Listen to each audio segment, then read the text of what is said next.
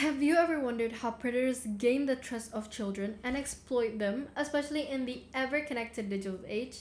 The rise of technology have reshaped how child grooming happens, making it harder to detect but more urgent to address.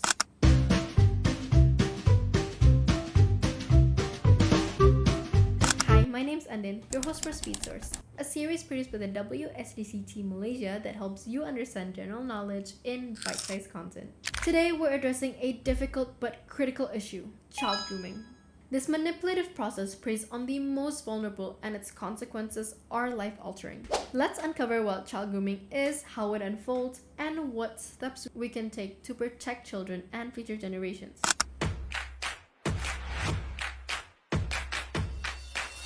At its core, child grooming is a manipulative process in which an adult builds trust with a child to exploit them sexually. This process can happen both online and offline, often going unnoticed by guardians or the child themselves. Grooming typically follows a series of calculated steps. First, targeting the victim. Predators often seek out vulnerable children, particularly those facing loneliness, low self-esteem, or family troubles. Social media, gaming platforms, and chat apps have become common hunting grounds where predators can easily access and assess potential victims. What?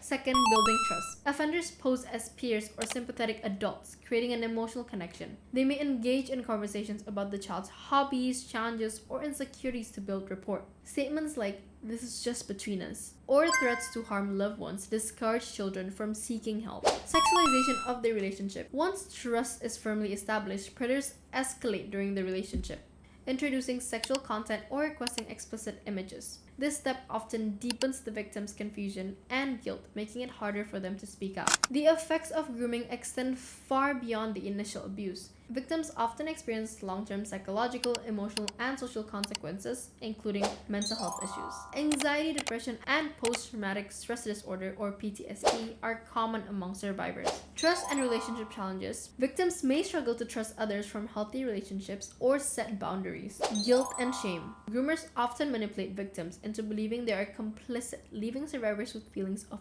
guilt and shame that can last for years. Educational and career impact. The emotional toll can affect victims' academic performances and future career opportunities, creating a ripple effect throughout their lives.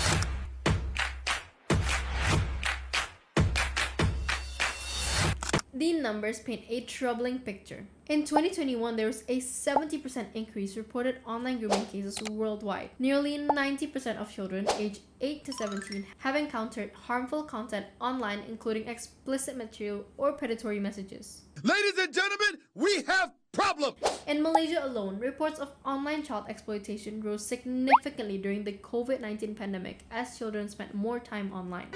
Oh no. The rise of digital platforms have given predators unprecedented access to children, making it easier to groom victims while remaining anonymous.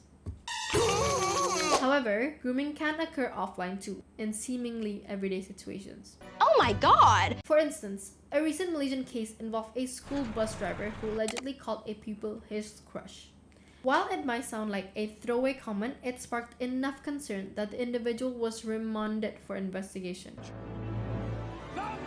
This incident highlights why even casual remarks from adults towards minors warrant scrutiny. What might appear harmless on the surface could signal the early stages of grooming, where an adult attempts to form an inappropriate emotional bond or sense of dependency with a child.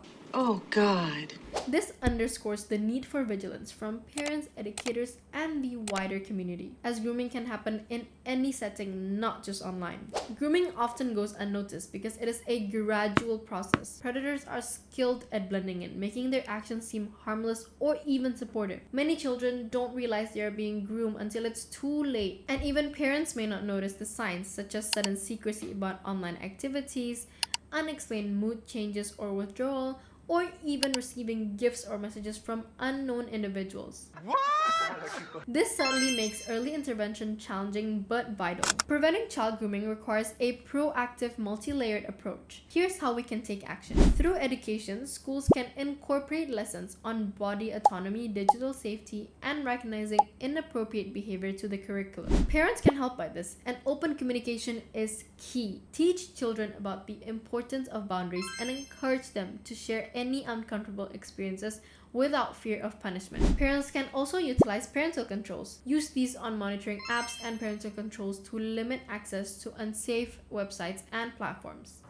Tech companies can also help by implementing robust age verification systems, content moderation, and easy-to-use reporting mechanisms to protect minors. To strengthen the legal framework, governments should introduce stricter laws to penalize online grooming and support international cooperation to track and prosecute offenders. Funding for law enforcement agencies specializing in cybercrime should be prioritized to improve response time and investigation capabilities. The community can also help by encouraging people to host workshops and seminars on child safety, empowering everyone to play a role in prevention. Local organizations can provide accessible resources and support for survivors and their families. Despite these efforts, challenges still remain, such as underreporting. Many victims are too afraid or ashamed to come forward, leaving predators free to target others. No. Preventive measures. Current strategies often focus on catching offenders after the harm has been done, rather than preventing grooming in the first place. Mental health services. Access to counseling and therapy for survivors is still limited, especially in rural or undeserved areas. Child grooming is a complex and evolving issue that demands our collective attention. By integrating education, technology, legal reform, and community engagement,